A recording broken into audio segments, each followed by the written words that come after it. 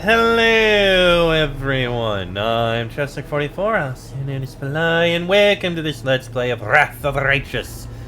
Last episode, we managed to clear out the demonic barriers that happened to be preventing our access, and killed a bunch of foes, including some horrible experiment. Now it's time for us to go into the heart of the laboratory here. Another crystal. Bit of loot here. Hello, this looks big. A ripped book lies in the center of the room. Beneath the title in large letters, Lexicon of Paradox, are lines of text written in hasty, bold script. A shimmering purple haze rises from the pages. You are about to step over the threshold when the haze grows brighter. The power within you responds, roiling in agitation, but you feel no sense of danger. Rather, it's as though you are experiencing a chemical reaction to this unknown phenomenon. Look around.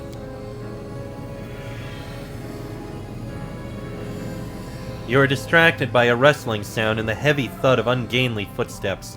The dretch looks decidedly pitiful up close.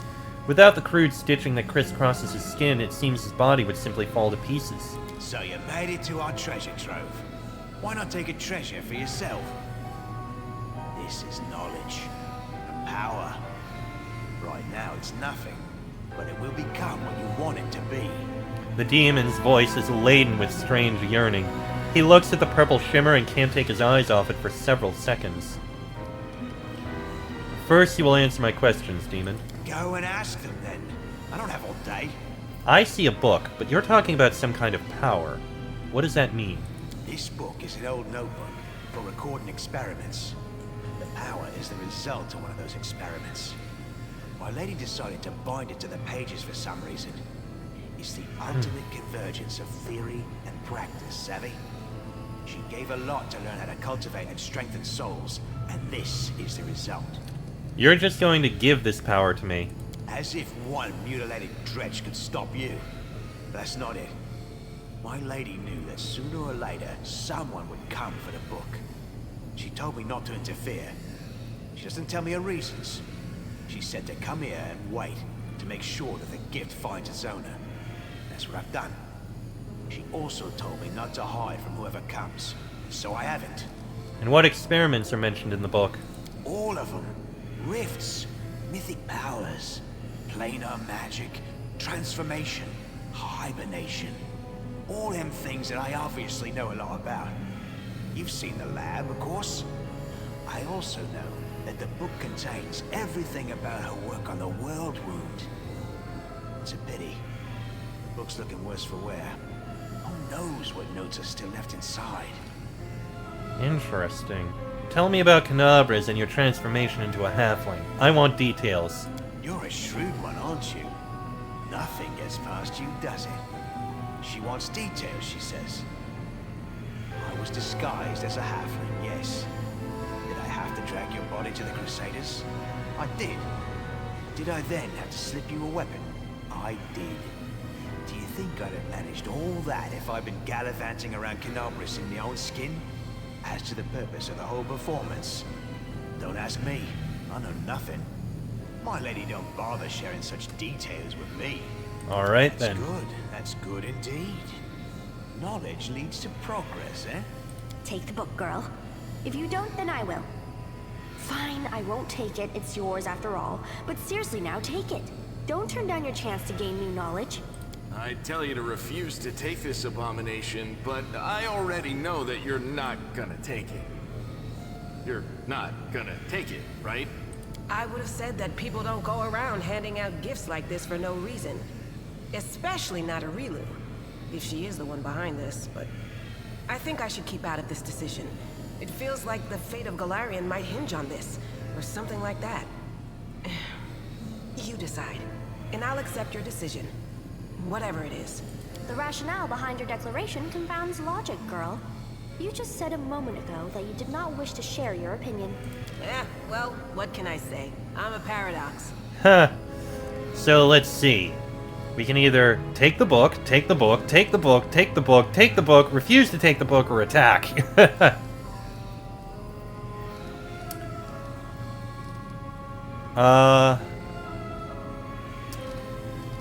I must learn the secrets of those responsible for the world wound so I can defeat them.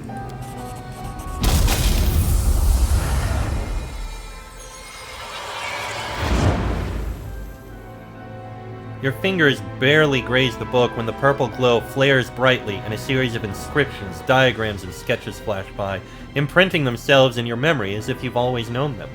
Power fills you, just as wrathful and overwhelming as in the battle for the Wardstone or the moment you acquired the Sword of Valor.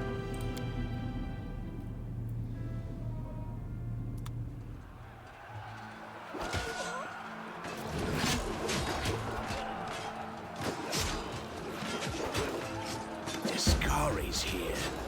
Discari himself. Blimey! One minute we had a dragon, the next, bam, she was gone. What are you gonna do? Fight or flee? If fleeing's your plan, let me help you out. I've got a scroll here with a good protective spell. The halfling's armor is splashed with blood and he is armed to the teeth with a sword, a blade, and a hatchet on his belt and a crossbow on his back. His voice sounds familiar to you. Care to lend me a weapon? I'll try to fight the demons. Sure thing. Here, take this. Best crossbow I've got. The person who made it said it could pierce the hide of a demon lord even. Good luck! Try not to get eaten now! The halfling's words are drowned out by a terrible rumbling and the rustling of countless tiny wings.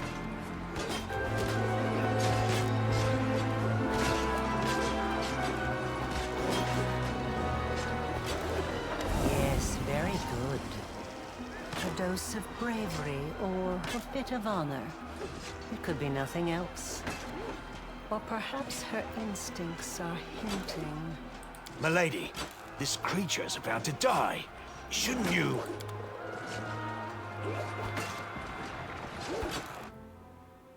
That's it. I've done as she asked. Now I can return to my lady. The suture looks at you with a strange expression. Envy, sorrow, yearning. Understanding? You can't be sure. Why did Aurilu need someone to shoot Discari back in Canabras? She needed to spill his blood.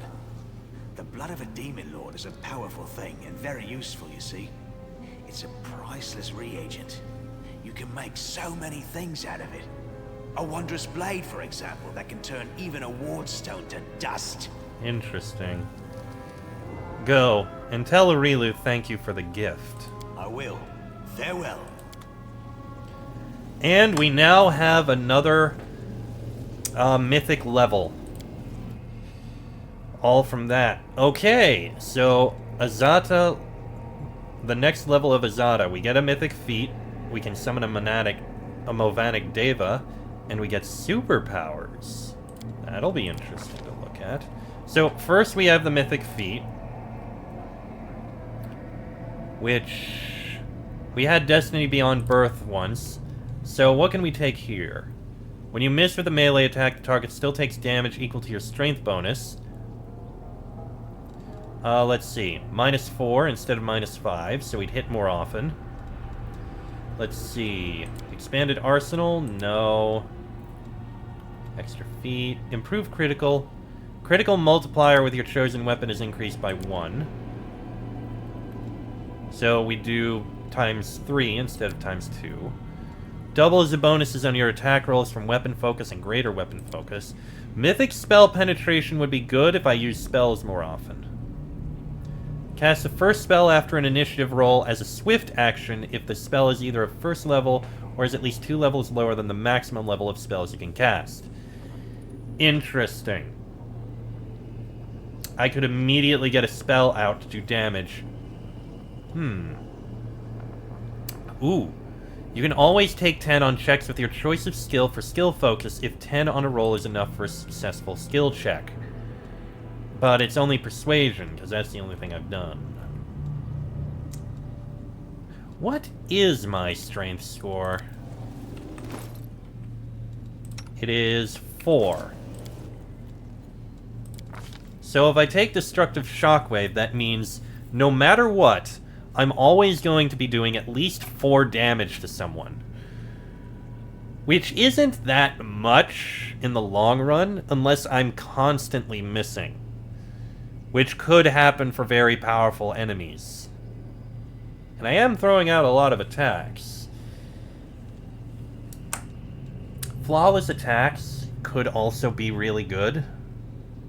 Like, spell penetration would be good if I was focusing on casting spells, but I really don't focus on spells. It's not one I care about that much. Not for me. How many attacks am I getting out a turn right now? I am getting out 2. 2 attacks a turn. I crit on a 17 to a 20, and I do times 2. I could up it to times 3. So either guaranteed 4 damage. That's actually not going to be as much of a change right now as it could be. Times 3 bonus. The weapon focus actually... turns it from +1 to +2. I mean, later it would be turned to +4, but... You know what? I do make a lot of attacks.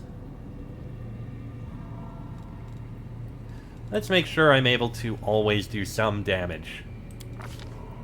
Superpowers. The Azada can choose superpowers from their list to enhance themselves. Let's see. The Azada gains a bonus equal to their mythic rank on all skill checks. Whenever the Azada makes a skill check, they roll the die twice and take the better result. They also become proficient with all types of weapons and armor. That is impressive. So, I have advantage on skill checks, I get a +4 bonus to all of them, and I get all weapons and armor. Impressive. The Azada's magic becomes incredibly more powerful. Whenever an enemy makes a saving throw against the Azada's spells, that enemy rolls the die twice and takes the worst result. Whenever the Azada makes a concentration check, or a check to overcome spell resistance, they roll twice and take the better result. If the Azada casts a spell whose description says a successful saving throw halves its damage and duration, it only decreases it by 25% instead. Okay. Incredibly good for a spellcaster. The Azada gains a morale bonus equal to their mythic rank on attack and damage rolls, so +4 to attack and damage. When the Azada hits with a charge or confirms a crit, target must save again at a fortitude saving throw. If it fails, one of the following happens. Enemy is stunned, enemy knocked prone, enemy pushed away, enemy crippled until the end of the fight, no longer move and suffer a -3 penalty on attack and AC, enemy becomes exhausted, or 5% chance the enemy is killed. Additionally, the Azada can decide to lose these advantages to instead bolster the physical abilities of companions, granting them a morale bonus on all attack and damage rolls equal to half the Azada's mythic ranks. Okay. +4 to attack and damage. A fairly powerful thing there. I'll look at... the Azada chooses 1 teamwork feat at this and the next mythic rank up. The Azada shares the effects of all teamwork feats they have with allies within a 50-foot area. The Azada's charisma inspires their allies so much that even when those allies' hit points drop below 0, they continue to fight, even though they are still considered dead, for all effects, and can be cured by Breath of Life or similar spells as per the spell's description. After the encounter, or upon receiving a total number of attacks equal to the Azada's charisma ability modifier shared among all allies, the allies in this state fall dead. If all of the Azada's allies die this way, the Azada becomes fully drained and dies. So, by my understanding, we get teamwork feat for everyone. Oh, chooses 1 teamwork feat at this and the next mythic rank up. So, I can basically guarantee that everyone would have a teamwork feat. Everyone. In addition, everyone would be able to continue to fight once they lose all hit points.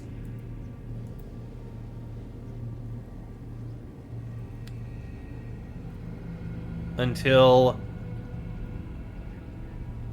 They receive the total number of attacks they need, or all allies die. Sorry. Until they receive 4 attacks or everyone dies. That's pretty powerful. Let's see. Fast healing equal to half the Azada's mythic ranks, so 2. From 4th mythic rank on, this number is increased by 5 per mythic rank. Whenever an enemy confirms a crit against the Azada, their inner endurance is unleashed. The Azada gains 1d6 temporary hit points per mythic rank, and if they have 25% or less hit points left, they gain DR 10. Pretty good. The Azada is always under the effect of the haste spell as long as the Azada is engaged in combat. All melee and ranged weapon attacks against them have a 20% miss chance, all targeted spells aimed at them have a 10% miss chance, and all damage from area attacks against them are halved, even if previously reduced by a saving throw. Whenever attacks have a miss chance against a character and the character's concealment, only the best bonus is applied. Okay, so I always get an extra attack. Anything that attacks me has a 20% miss chance. Spells have a 10% miss chance, and area attack damage is halved. And finally, whenever the Azada casts a spell that targets individual creatures, not areas, the spell affects one additional creature within 30 feet of the target. If the target is an enemy, the spell affects one additional enemy. If an ally, it affects one more ally. And spells that target enemies damage them for 2d6 plus 4. Interesting. Oh, spells that target enemies, so regardless of if it does damage. Okay. I'm tempted to take supersonic speed. I'm gonna get more superpowers.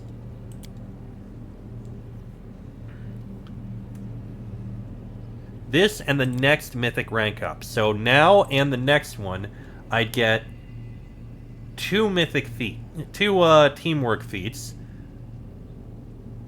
And everyone else isn't going to die unless, I guess, I die or the end of battle comes. So everyone always gets this. So... okay. Can give everyone a +2 circumstance bonus to AC from enemies flanking.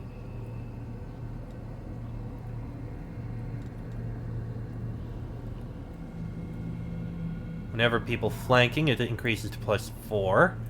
And whenever you score a crit, it provokes an attack of opportunity from your ally. That would be pretty good.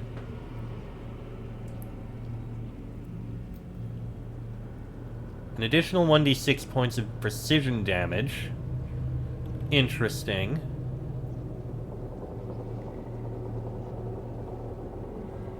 Seize the moment seems to be the same as flank. No, that one is another opponent you threaten. So that would be anyone next to you. So any confirmed crit, everyone next to them gets an attack of opportunity. No, it's the same thing.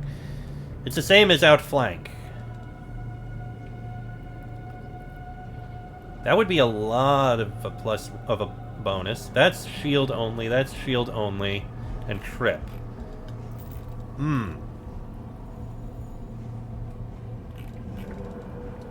Supersonic speed or buffing everyone with life-bonding friendship with outflank and something else.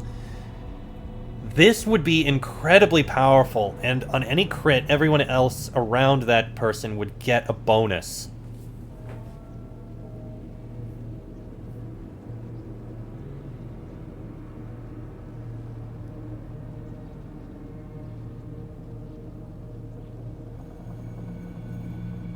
Oh, wait, I see the difference. This one would... I think... I'm torn between life-bonding friendship and supersonic speed. You know what? I'm gonna take, I'm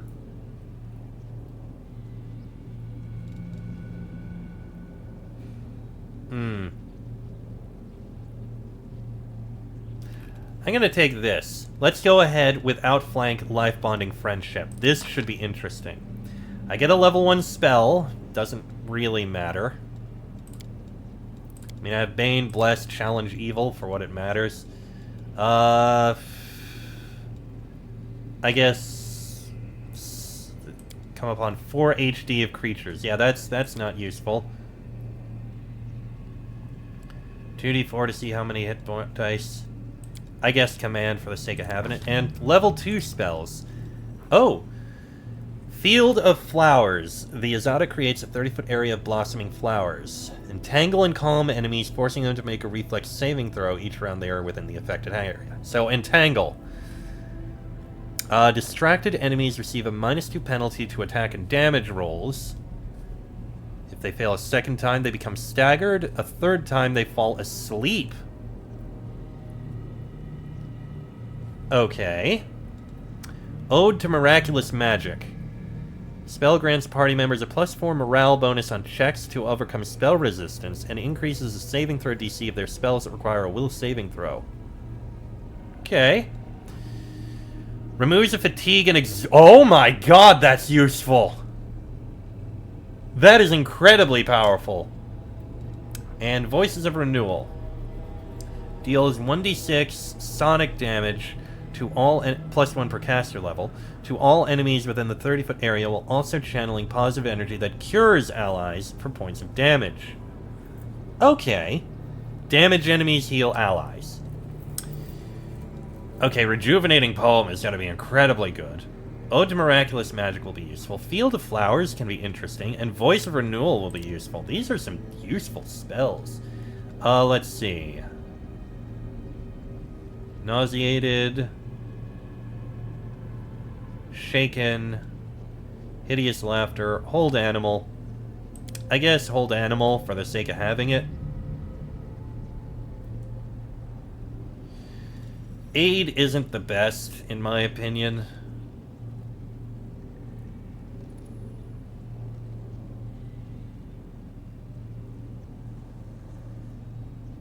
One round a level can save each round. I guess Hideous Laughter. Make them laugh. There we go. And now everyone has Outflank and Life Bonding Friendship. That's gonna be good. Next, we have you. You've already got Mythic Armor Focus. Let's see. Especially potent. While using a tower shield, you masterfully block incoming physical damage, gaining DR N, where N is equal to half your shield's AC. That would be good.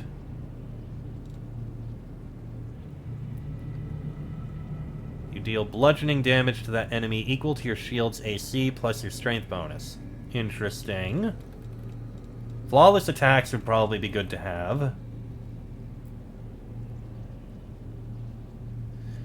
Dodge bonus AC, destructive shockwave. Flawless attacks would be good.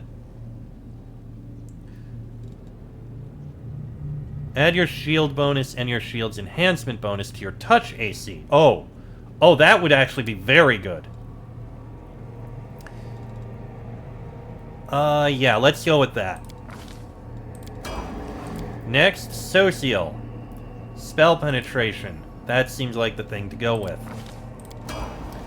Lan. Whenever you use Deadly Aim, you gain a +3 instead of +2. Flawless attacks would be good. Point blank shot, I don't really use. Weapon focus and weapon specialization. Improve critical. I would like to give you a very good critical. In fact, I'm gonna do just that. Improve critical longbow. Alright, you...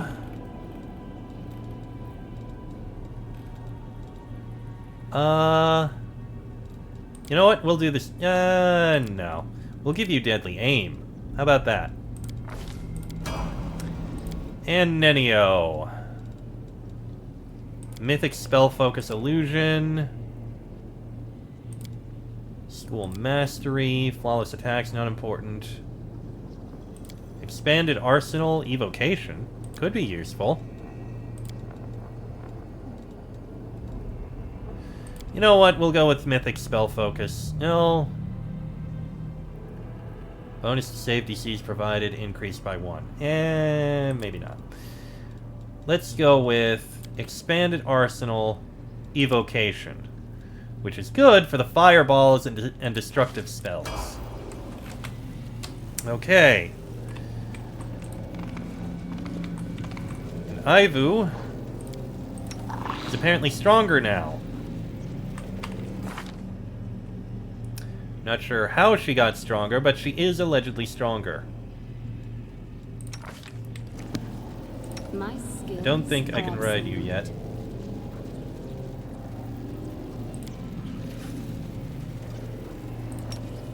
Nope. This spell works differently. Needs to get bigger. Okay. Still, that is more spells. Very nice. We'll need to rest till I use them, but still, very nice. An unsettling light twinkles from the crystal. Lines of mysterious magical patterns spread out from it. That's likely a way out. And there's another thing to look at. Buckler of Renegation. And something over here. Well, I tell you what. We're going to take a look at these things in the next episode, because this one's gone on, yeah, about long enough, and we'll need time to hear these things. But that'll be in the next episode. So, until then, I am Chester44. I'll say name is Fly. That is me, Sela, Social, Lan, Arushale, and Nenio. This has been a Let's Play of Wrath of the Righteous, and I shall see you all next time.